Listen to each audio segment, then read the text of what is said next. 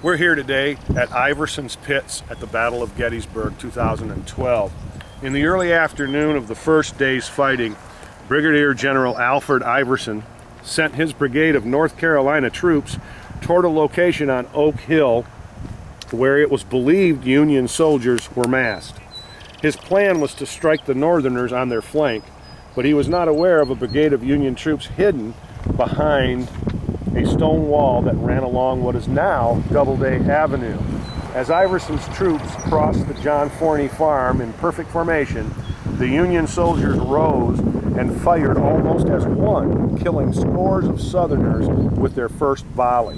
The men of Iverson's brigade dropped where they stood, still in perfect formation. Within minutes, Iverson lost more than half of his command.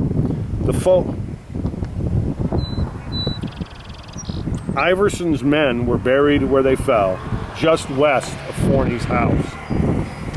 During the years following the war, the families of the dead had the bodies disinterred and moved south for reburial. But by that time, the locations of many of the graves had been lost.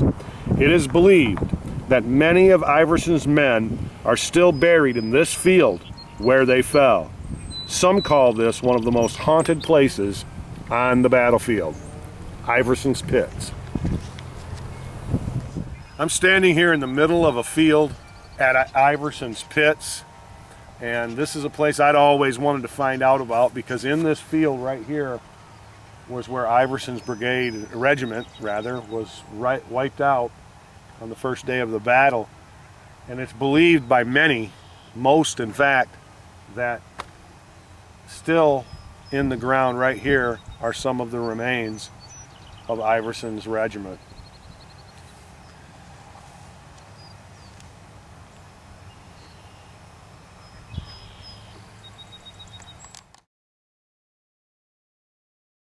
Here right now at the Battle of Gettysburg at the 88th Pennsylvania Infantry Monument. Comprised mostly of Pennsylvania Dutch recruits, the 88th Pennsylvania was one of the regiments that decimated General Alfred Iverson's brigade. During the fight, it captured the flags of the 23rd North Carolina and the 26th Alabama.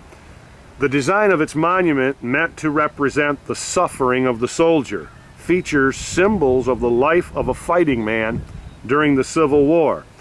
The top contains a stack of those symbols as if tossed aside by the soldier at the end of the fighting. A laurel wreath, designating victory, sits atop the pile. The entire monument is topped by an eagle. A favorite challenge for school groups is to find as many of the symbols as on the stack as possible. Sergeant Edward Gilligan was awarded the Medal of Honor for his efforts in capturing the flag of the 23rd North Carolina. This is the 88th Pennsylvania Infantry Monument, Gettysburg, Pennsylvania.